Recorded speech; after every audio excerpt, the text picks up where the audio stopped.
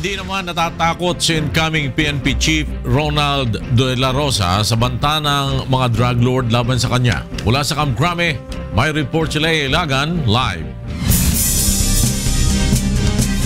Yes, Lea. Magandang tanghali sa iyo, Flor. Bring it on. Ito ang hamon ni incoming PNP Chief, Police Chief Superintendent Ronald De La Rosa sa mga drug lords na nag-aalok ng 10 milyong piso laban sa kanya.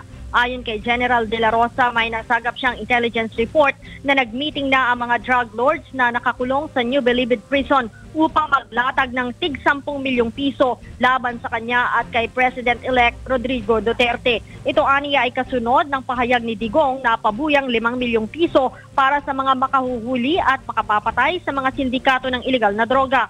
Sinabi ni De La Rosa na walang makapipigil sa kanyang kampanya laban sa ipinagbabawal na gamot kahit na sino pa ang masagasaan dahil hindi naman daw siya takot mamatay. Hindi aniya niya papayagan na patuloy sa pamamayagpag ang drug lords sa kanilang negosyo ng ilegal na droga kahit na nakakulong na ang mga ito. Dagdag pa ni General De La Rosa, tapos na ang maliligayang araw ng mga sindikato ng illegal drugs na nasanay ng bayaran ang mga pulis, fiskal, judge at maging ang mga prison official. Sinabi pa ni General Bato na mas nanaisin niyang lumaban o pumalag ang mga nahuhuli sa illegal drugs o kaya naman ay magbarila na lamang sila upang hindi na umabot pa sa korte ang kaso at hindi na rin makapagsampa ng counter-charge laban sa mga arresting officer bilang harassment sa mga ito. Balik sa iyo, Flor.